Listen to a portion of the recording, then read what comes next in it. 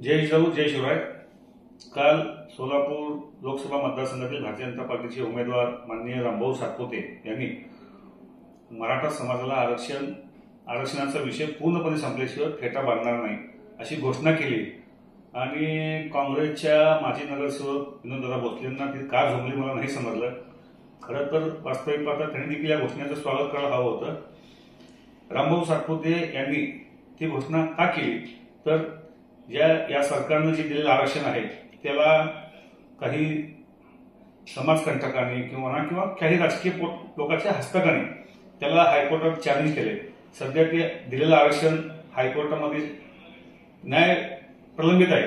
त्यामुळं रामभाऊ सातपुते यांनी सांगितलं की जोपर्यंत समाजाच्या आरक्षणाचा पूर्णपणे विषय सुरक्षित टिकणार आरक्षण समाजाला मिळत नाही तोपर्यंत मी फेटा बांधणार नाही। ही त्यांची इतकी प्रामाणिक आणि स्वच्छ भूमिका असताना सतत कोणत्याही विषयात राजकारण पाहण्याची ज्यांना सवय आहे अशा काँग्रेसच्या मित्रांनी यावर राजकारण केलं आणि प्रामाणिकपणे ज्यांनी याची घोषणा केली होती त्याचा त्यांनी निषेध करण्याचा किविलवाणा प्रयत्न केलाय।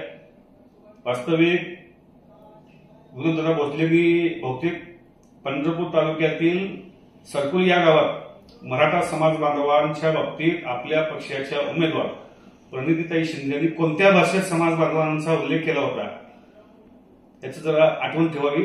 आणि निवडणूक ही खेळीमेळीच्या वातावरणात खुल्या मनानं खुल्या दिलाने लढा।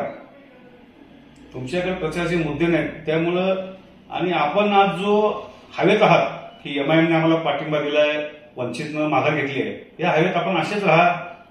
सोलापूर जिल्ह्यातील जनता ही जागरूक आहे सजग आहे त्यांना सगळं चांगलं समजतं मराठा समाजाला देखील चांगलं समजतं।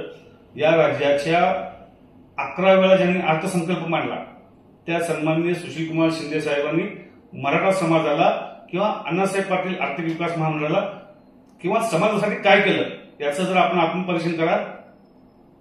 11 वेळा अर्थसंकल्प झाल्यानंतर ते महाराष्ट्राचे मुख्यमंत्री झाले त्यावेळेस मराठा समाजासाठी आपण काय केलं। सोलापूर जिल्ह्यात नव्हे तर महाराष्ट्रात मराठा समाजाचं जर खरं शत्रुत्व कुणी असेल तर ते सन्माननीय